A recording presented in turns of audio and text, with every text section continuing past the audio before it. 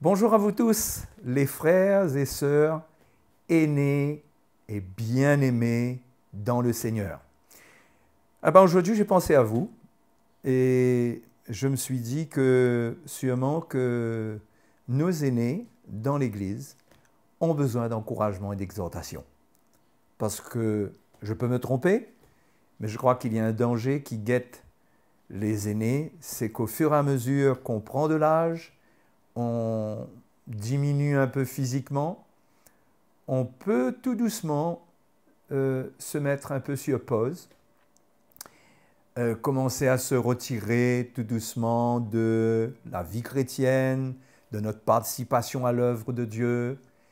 Et ce n'est pas du tout ce que la parole de Dieu nous montre concernant les aînés. Dieu a un plan pour notre vie depuis le début de notre vie jusqu'à la fin de notre vie. Et je veux vous exhorter ce matin parce qu'il y a deux exemples dans la parole de Dieu qui encouragent les aînés. Au fait, il y a un exemple d'aîné frère et il y a un exemple d'aîné sœur. L'aîné frère s'appelle Siméon et l'aîné sœur s'appelait Anne.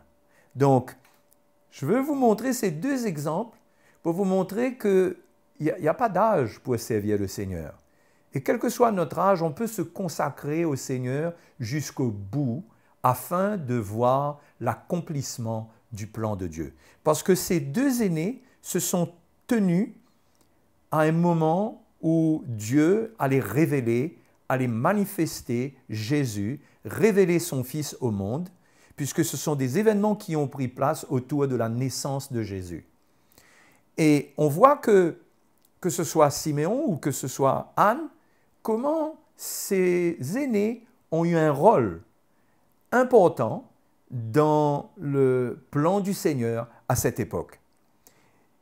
La Bible nous dit dans Luc chapitre 2, verset 25, on va commencer par l'exemple de Siméon, et voici au verset 25, il y avait à Jérusalem un homme appelé Siméon.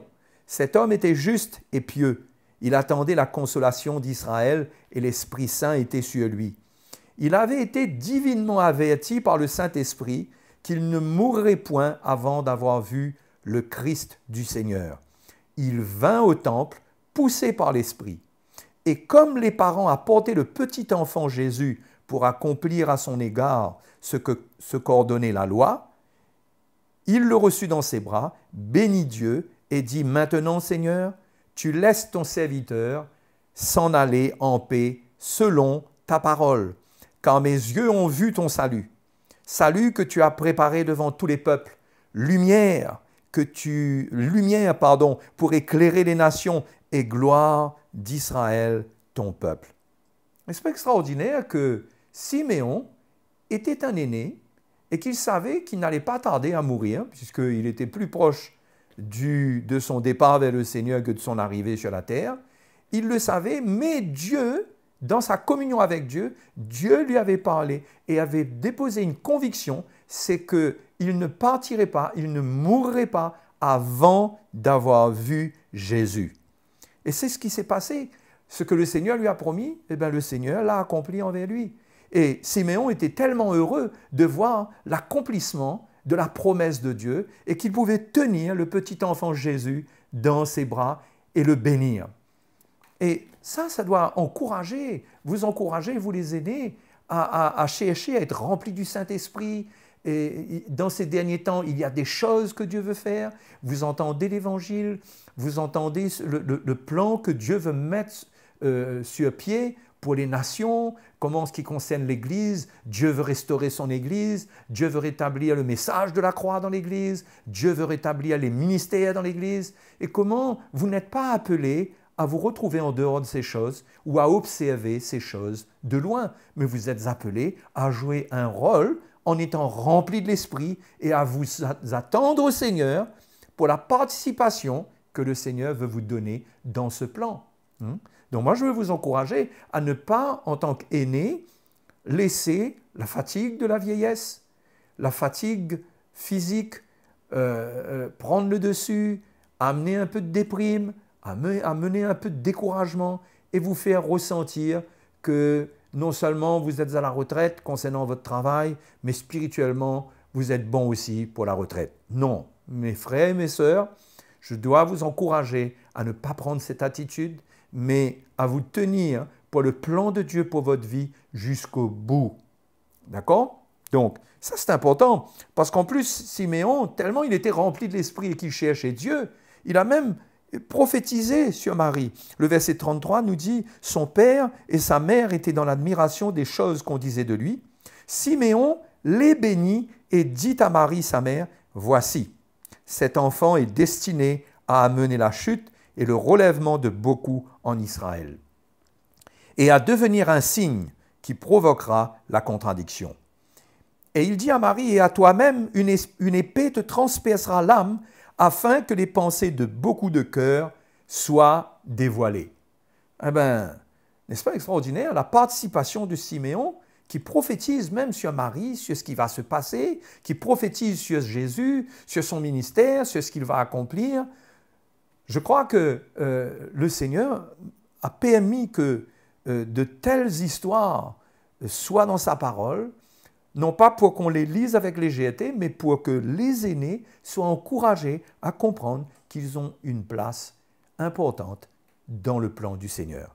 Donc ça, c'est l'exemple de Siméon. J'espère que vous, les frères aînés, vous êtes encouragés.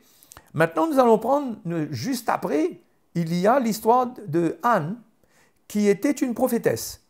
Le verset 36 nous dit, « Il y avait aussi une prophétesse, Anne, fille de Phanuel de la tribu d'Azer. Elle était fort avancée en âge et elle avait vécu 7 ans avec son mari depuis sa virginité.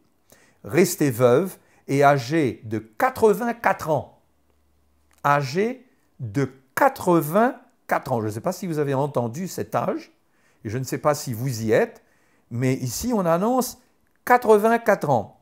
Et la Bible nous dit ici, elle ne quittait pas le temple et elle servait Dieu nuit et jour dans le jeûne et dans la prière. Étant arrivée elle aussi à cette même heure, elle louait Dieu et elle parlait de Jésus à tous ceux qui attendaient la délivrance de Jérusalem. Voilà l'encouragement pour les aînés et pour les sœurs. Alors c'est valable pour les sœurs, pour les frères, là, ce qui s'est passé avec Siméon, ce qui se passe avec les deux est un encouragement pour tout le monde. Mais là, le fait que ce soit Anne, ça nous montre qu'il y a une place pour les sœurs aînées pour qu'elles comprennent comment participer au plan de Dieu, comment s'attendre à la manifestation du plan de Dieu dans ces derniers temps. Et comment est-ce que Anne vivait cela? Elle avait 84 ans. 84 ans. Elle était à 100 ans, elle était à 16 ans du centenaire. Ouais, c'est quand même un certain âge. Hein? Mais cette femme ne se laissait pas abattre par le vieillissement, mais elle était dans la foi. Qu'est-ce qu'elle faisait? Elle restait dans le temple, elle ne quittait pas le temple et elle servait Dieu nuit et jour dans le jeûne et dans la prière. Moi, je crois que la place des aînés se trouve ici. Une persévérance dans le jeûne et dans la prière pour voir le plan du Seigneur, tout ce que Dieu nous annonce dans ces derniers temps, pour le voir s'accomplir.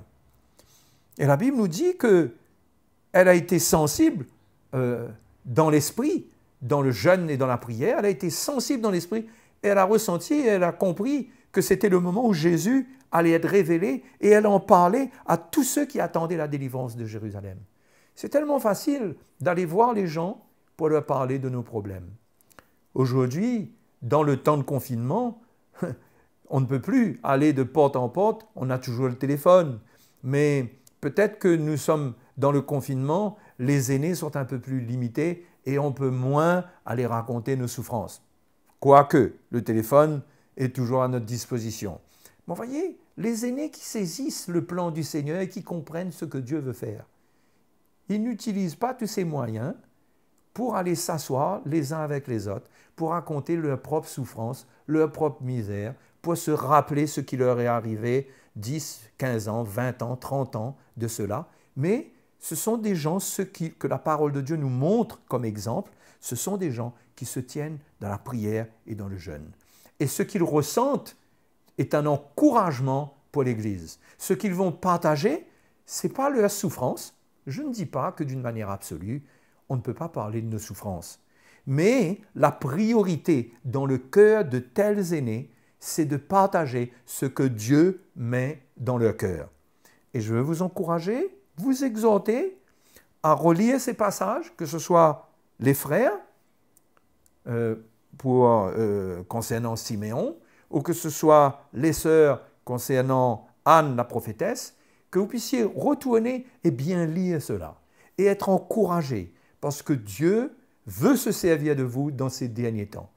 Peut-être que vous ne pouvez plus courir à droite et à gauche, peut-être qu'au sortir du confinement, et peut-être que pour vous le confinement ne veut pas dire grand-chose, parce que vous y êtes déjà presque habitués, mais moi je veux vous encourager à avoir une vision qui s'étend au-delà de vos murs, et qui vous donne un cœur qui voit large dans le plan de Dieu. Le Seigneur veut voir les aînés transporter l'Évangile, transporter de l'espérance, transporter la foi, et c'est cela que le Seigneur veut communiquer à votre cœur pour son Église, parce que c'est votre participation pour l'Église. Donc moi, je veux encourager mes frères et mes sœurs aînés dans le Seigneur, que je respecte beaucoup, moi-même d'ailleurs devenant un aîné, puisque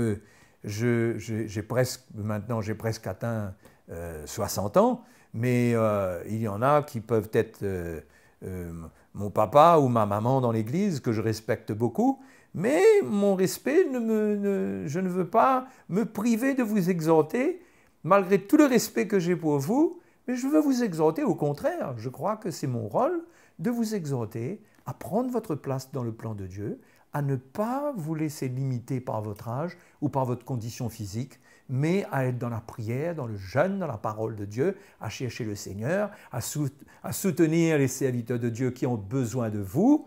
Vous êtes peut-être les combattants de la foi, les combattants de l'ombre, mais vous avez une place tellement importante.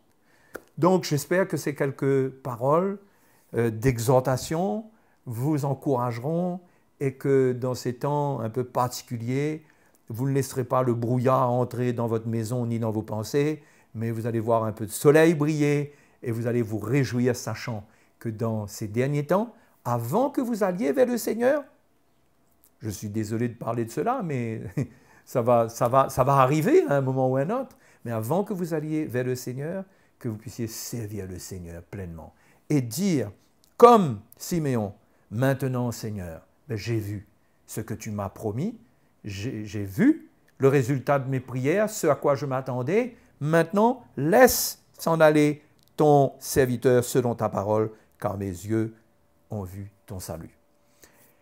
Voilà pour vous les aînés dans le Seigneur, que le Seigneur vous encourage, vous fortifie, qu'il vous fasse du bien dans ce temps de confinement, qu'il vous rafraîchisse, qu'il vous donne de l'espérance, qu'il fasse grandir votre foi et que nous puissions nous retrouver au sortir du confinement à l'église pour nous réjouir ensemble. Que le Seigneur vous bénisse tous. Bye bye.